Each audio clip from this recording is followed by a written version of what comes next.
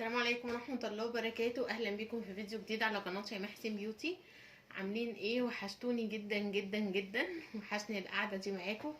يعني عايزة اقول لكم طول رمضان كان بيجيلي اسئلة كتير ومشاكل كتير، كانت تستدعي بجد ان احنا نقعد مع بعض القعدة دي ونصور مع بعض، بس الوقت كان ضيق جدا. فقلت اختزل بقى كل اللي حصل في رمضان وكل الحاجات اللي انا كنت حابه اشاركها معاكم في الفيديو ده. فقعدتنا مع بعض كده ان شاء الله تبقى قعده حلوه وتكون مثمره. فاعملي بقى حاجه تشربيها، شاي اخضر بالنعناع كده. فاعملي اي حاجه تحبي تشربيها وتعالوا بقى عشان هنتكلم في موضوع مهم قوي. بصوا، طول رمضان يعني كانت المشاكل اللي بتيجي والاسئله وكده متنوعه. بس كان في حاجة يعني كانت كذا حد كذا حالة ان هي تكتشف ان جوزها كان متجوز عليها وهي اتفاجئت. ف فان شاء الله هبقى اعمل فيديو تاني نتكلم فيه عن موضوع الزوجة التانية هتتعاملي ازاي، وهل تتقبلي الوضع ولا هيكون رد فعلك ايه. ده هيبقى في فيديو تاني. لكن النهاردة انا حابة اللي هو نعمل ايه عشان ما توصليش لمرحلة ان انتي تتصدمي او ان انتي تكتشفي حاجة زي كده. بصي، انا مش هقولك ان الحاجات اللي احنا هنتكلم فيها النهاردة دي هتكون سبب في ان انتي تحافظي بقى على جوزك وما يتجوزش تاني. الحاجات دي بتبقى اقدار طبعا في الاول وفي الاخر، بس يعني بتقلل الموضوع شوية. ده اولا. ثانيا ما تخليكيش تتصدمي وما تخليكيش تحسي ان انتي يعني كنت بتتصرفي غلط. يعني انتي عارفه لما مثلا انتي بتعملي اللي عليكي في حاجه والحاجه دي في الاخر ما بتتوفقيش فيها، آه الندم او الزعل اللي انتي بتزعليه ما بيبقاش بنفس الطريقه لما تكوني انتي حسيتي انتي مقصره. يعني هتكوني الصدمه صدمتين او الزعل زعلين او لا قدر الله الحسره حسرتين. انتي تكوني تحسي ان انتي كنتي سبب مثلا اهملتي بشكل من الاشكال ايا كان. فاحنا النهارده جايين عشان يعني ايه نعيد ترتيب وتوازن واولويات الحياه الزوجيه عموما. يعني انت كزوجه المفروض تعيدي ترتيب اولوياتك من اول وجديد. بمعنى ايه؟ بمعنى ان في حاجات احنا بنبقى عارفين ان دي حاجه حلوه، وان الست مثلا الشاطره الكويسه اللي هي بتبقى عامله دورها، بيتها نظيف، بتربي ولادها كويس، عامله اكل حلو، الحاجات دي. بس فكرة بقى ايه قبل ايه وايه اهم من ايه دي، لاحظت ان كذا ست من الناس اللي هم كانوا بيحكوا لي اللي حصل وكده، ان هي بتفتقد الحتة دي، حتة ترتيب الاولويات. يعني انا جدا مع ان الست يكون بيتها نظيف وشقتها حلوة وريحتها حلوة ومطبخها نظيف، انا مع ده جدا. ومع ان الست تكون شاطرة وبتعمل اكلات جميلة وبتعمل حلويات، برضو انا مع ده جدا. بس هل ده يعني في الاولوية، ولا دي حاجات بتكمل حاجات تانية او في حاجات تانية اهم بالنسبة لها؟ اللي انا شايفاه ووجهة نظري طبعا ان انت تقتنعي بيها او لا، بس يعني ده اللي لاحظته، ان اغلب الستات اللي بتدمر نفسيا او اللي بتكون سبب ولو بجزء بسيط في ان البيت ما يبقاش افضل حاجة في الوقت الحالي في الزمن اللي احنا فيه ده، الست اللي هي بتتخلى عن انوثتها. كل ما الست بتخلي انوثتها في اخر القايمة خالص، كل ما الموضوع بيبقى وحش. يعني بلاحظ ان لو انتي اديتي انوثتك المقام المهم واعتزيتي بيها وما اتكسفتيش منها. يعني انا بلاحظ ان في ستات تتكسف ان هي تتدلع. يعني انت مش بتدلعي على حد غريب، انت بتدلعي على جوزك. فتحس ان الحته دي لا، ايه ده؟ الستات المسهوكه دي، الستات الملزقه دي. معلش، انت ليه بتستعري من انوثتك؟ ما هي سبحان الله، هو الراجل بيحس برجولته اكتر مع الست اللي بتحس بانوثتها اكتر. فانت كل ما تكوني بتتنازلي عن صفاتك الانثويه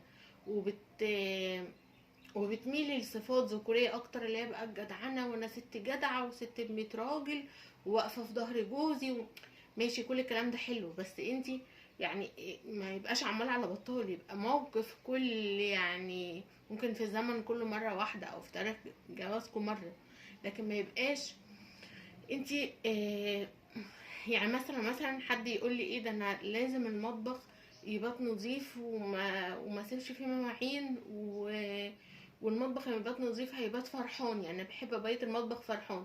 طب بقيتي المطبخ فرحان، بقيتي جوزك متنكد، يعني جوزك قاعد مثلا وسهران اليوم ده وقالك مثلا تعالي نقعد سوا، او ما قالكيش، هو سهران وحابب ان حد يعني يعني ربنا عز وجل خلق سيد ستنا حواء سيدنا ادم من باب الانس، ان هو يستأنس بيها. فان انت يعني تسيبي جوزك يتونس مع نفسه وانت قاعده بتتونسي مع المواعين، فمش منطق يعني. انا مع زي ما بقول لكم قلبا وقالبا ان بيتنا يبقى نظيف والكلام ده مفروغ منه، ما فيهوش هزار يعني.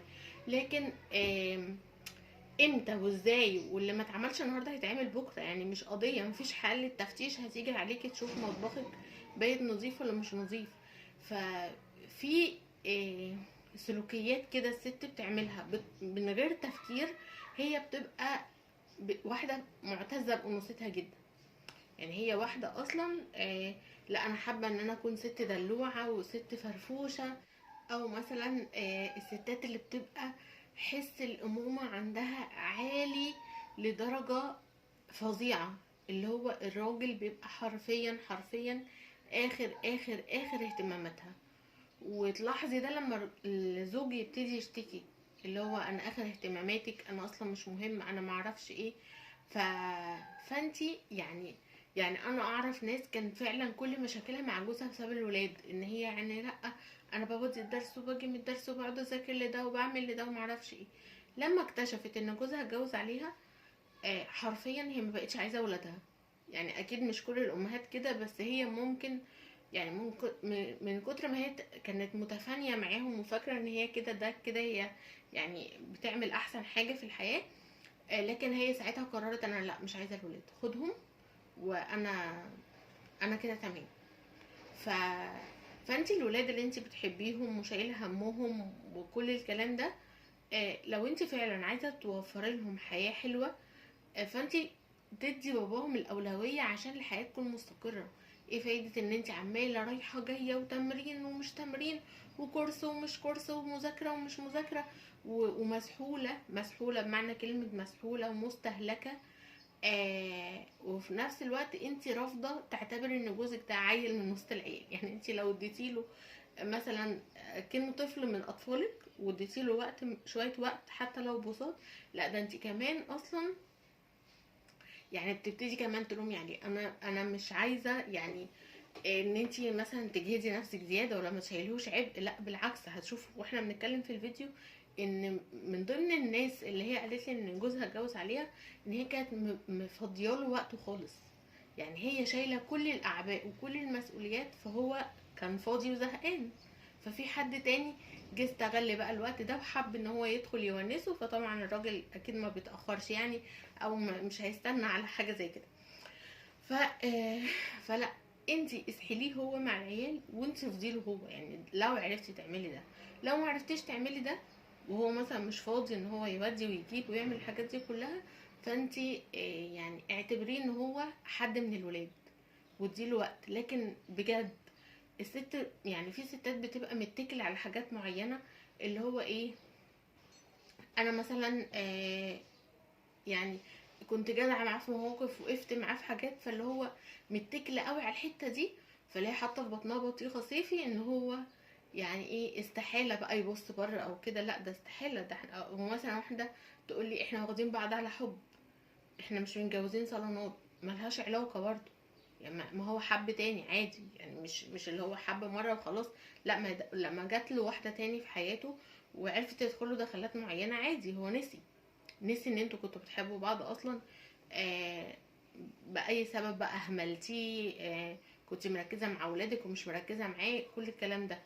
الواحده مثلا تشوف نفسها جميله جدا فتقول لا، بتكون شايفه ان الناس اصلا يعني مستكترينها عليه، اللي هو يعني فهي متكله مثلا على جزء زي ده جدا. فلا هو ما فيش حاجه ليها علاقه بان هو يتغير معاكي غير المعامله واسلوبك وطريقتك. ف فما تتكليش خالص على اي حاجه عشان ما تتفاجئيش وتتصدمي. مهما كنتي عامله اللي عليكي، مهما كان في حاجات كويسه بينكم، فيعني ما تتكليش على حاجه، ما تقوليش ده انا زمان عملت كذا. لا، هو مش هيفتكر زمان خلاص. يعني لو كنت وقفتي جنبه وانقذتيه من الضياع وعملتي يعني حاجات ممكن مامته نفسه ما كنتش عملتها معاه، ما تتكليش على النقطة دي قوي، لان يعني مش هقول مثلا الرجالة مش أصلة، يعني مش هناخد ذنب الرجالة كلها الا من رحم ربي، لكن هما يعني مش عارفة، ما تتكليش على الحتة دي قوي معاهم. لكن اتكلي على انتي ايه دلوقتي معاه. مش زمان كان بيحبني وعمل سوى الهوايل عشان يخطبني من بابايا وحاربنا الدنيا عشان نرتبط، ماشي ده زمان. دلوقتي بقى، فهي الفكرة دلوقتي انت عاملة ايه معاه. مش اللي هو ده انا دلعته مرة من 2014 عملت له 10 رومانسي، ومرة من 2009 كنت لابسه له مش عارف. لا، هو الموضوع بيبقى محتاج ان هو ده، يعني مش هقولك استمرارية، بس هو ده يكون لايف ستايل بتاعك معاه. دلوعة حنينة، يعني هو الخلاصة كلها في ان انت تكوني دلوعة وحنينة وانثى، انثى بكل ما تحمله كلمة من معنى. كمان الستات اللي هي بتتفانى شوية ماديا، وهي المفروض ان ده مش دورها خالص، وبتخلق زوج اتكالي، يعني هي اللي بتصنع بايديها الزوج الاتكالي. ان شاء الله نبقى نعملها حلقة تانية، بس ان لو جوزك انت بتكسبي 10 اضعافه، لازم هو اللي يكون يعني يصرف مرتبه كله في البيت ويجيب هدايا، وتعوديه على ان هو يجيب هدايا. ما ت... يعني ما تحسسيهوش بالاستغناء او ان انت مستكفيه بنفسك عنه، او لو انت مثلا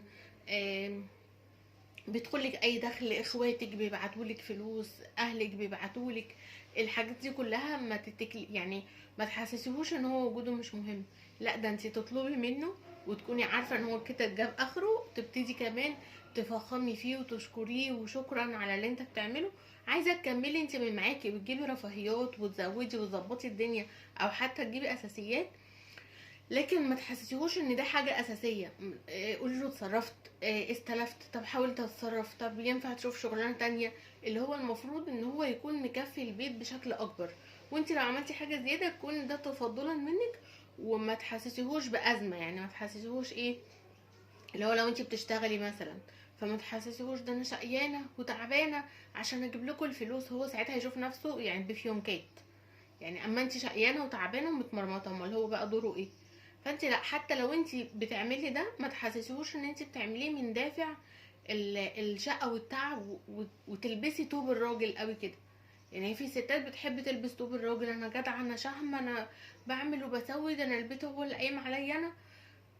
اشربي بقى في الاخر. لكن لما تعمليها بدافع اللي هو لا، ده انا بتونس بصحابي، انا بغير جو، انا مش قد قعده البيت، انا بتخنق وبمل، معلش الكارير بتاعي انا بحس انا مبسوطه اكتر كده. يعني انت بتدخلي فلوس، لكن ما تحسيهوش ان انت اللي هو هيشوفك بشرم، اللي هو انا شقيانه وتعبانه ومتمرمطه وبروح وباجي وانتوا مش حاسين بيا. الجو ده بجد جو مش لذيذ خالص، ويعني والاثر بتاعه مش حلو. هو الراجل هو سبحان الله فطرته ان هو يكون ليه قوامه، وفطرته ان هو اللي عايز يسعد مراته، وهو اللي عايز يسعد، وهو اللي يعني هو اللي عايز يكون حاسس ان هو يعني هو دي الفاليوز بتاعته، او القيم من القيم المهمه عنده جدا الانجاز. فانت لما تضربي له قيمه من القيم بتاعته دي في مقتل، ما هو هيدور على حد تاني هو محتاج له. يعني ممكن يلاقي واحدة تانية هي بقى محتاجاله وبتدلع عليه ونفسي في كذا. انت حتى لو طلبتي من جوزك يعني قلم روج، يعني مش غالي، حاجة مش غالية، وحتى لو هو مش حابب يجيب لك هدية، او انت معودتيهوش على ان هو يجيب هدية، ممكن هو بيديكي مصروف او اي فلوس عادية، قولوا انا هجيب لنفسي هدية بقى عشان انت ما جبتليش، انا نفسي في كذا ومحتاجاها جدا مثلا، ومعيش فلوس او ما عنديش الحاجة دي ومحتاجاها، هاتيها وبعتيها له. تسلم لي حبيبي، تسلم على احلى هديه انت اللي جايباها، بس يعني واخداها من فلوسه. عوديه فكره اللي هو تعيش وتجيب لي، تعيش وتدلعني. فانت اما تعوديه على فكره ان هو يجيب هدايا في مره، هيبقى الفكره دي هو بالنسبه له عاديه جدا ومتقبلها جدا.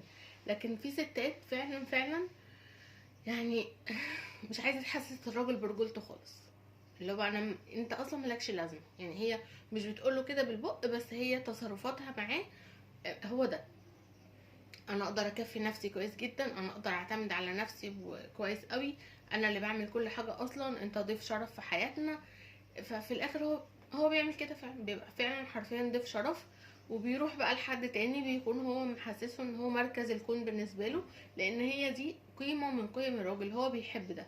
حتى لو بيقعد يقولك انتوا بتتعبوني وبتقلوا عليا، انتوا بتشبعوش مصاريف، انتوا بتشبعوش طلبات، هو عايز يسمع منك ربنا يخليك لينا يا حبيبي، اما انت ما تجيبلناش من اللي يجيب لنا، والله ده احنا بندعي لك، والله ده احنا ما نقدرش نستغنى عنك. ففي ستات بالنسبه لها الكلام ده بيعملها ارتكاريه، يعني اللي هو ايه ده ازاي لا عادي، ما هو راجل، انت خدي منه اللي انت عايزاه كله وسمعيه كلمتين حلوين. فان انت صعب عليك ان انت تقولي كلمتين حلوين، فده خلل، يعني ده خلل. يعني انت رافضه تقتنعي بان الراجل ليه احتياجات معينة، وانتي كست المفروض يبقى ليكي اتيتيود معين وهيئة معينة للحياة. انتي مخلوقة عشان تتدلعي، حتى لو بتعملي حاجات زيادة عن طاقتك او حاجات زيادة شوية، بس يعني ما تمنعيش نفسك من ان انتي تتدلعي، ما تحسسيش نفسك، ما تدخليش نفسك في المود ده، ما تدخليش نفسك في مود الست المسترجلة، لان زي ما بقولك النتيجة مش هتريحك ومش هتعجبك. وحتى زي ما بقولك، حتى لو الراجل انت كنت مرفهة ومدلعة وكده، وهو اتجوز عليكي او عرف واحدة تانية عليكي، مش هتحسي بالصدمة اللي بتحسها الست اللي هي ضحت بأنوثتها وضحت بحياتها وضحت بكل حاجة وفلوسها يعني كل حاجة، وفي الاخر اكتشفت، فهي حست ان هي ضايعة، يعني حست ان هي اتدمرت. لكن لما تبقى على الاقل واخده حقوقها تالت ومتلت و... ومش مقصره في حق نفسها، فساعتها خلاص بيبقى خلاص، يعني بيبقى واقع وابتلاء وهتتعامل معاه وعادي. فالخلاصه قبل بقى ما نقفل الفيديو، ان انتي تعيدي ترتيب اولوياتك من اول وجديد. البيت والاكل والطبخ وشغلك والولاد كل دول مش هما الاساس، يعني دول حاجات اعمليها، بس ما تضغطيش على نفسك قوي انت بتعمليها، يعني عادي هوني على نفسك شويه. مفتاح قلب اي راجل في الدنيا الانوثه، ان انت تعتزي بانوثتك كاسلوب في كل حاجه، كل حاجه بقى كانثى. وطبعا اهمها الدلع والحنيه والفرفشه، يعني دول كده كوكتيل لو في اي واحده انت نفسك كست هتحبيها. الست الحنونه اللذيذه الفرفوشه الدلوعه بتبقى جذابه، فاهماني؟ ف فعيدي حساباتك تاني وشوفي انتي عشان ما تندميش بعد كده، تكوني انتي بتتفاني في حاجات معينه وما تكونش هي دي، تبقي انتي فاكره ان انا يعني انا امي حلوه جدا وطباخه شاطره وبيتي نظيف فانا كده تمام. لا، يعني ابتدي بقى عيدي الاولويات من اول وجديد. ف فربنا يصلح حال بيوتنا جميعا، ويا رب يكون الفيديو عجبكم. اي اسئله انتوا حابين تسالوها لي يعني بستقبل الاسئله على الانستجرام، يعني بيبقى اسهل لي بكتير، فهتلاقوا اللينك بتاعه في صندوق الوصف. ويا رب يكون الفيديو عجبكم، اشوفكم في فيديو جديد ان شاء الله، والسلام عليكم ورحمه الله وبركاته.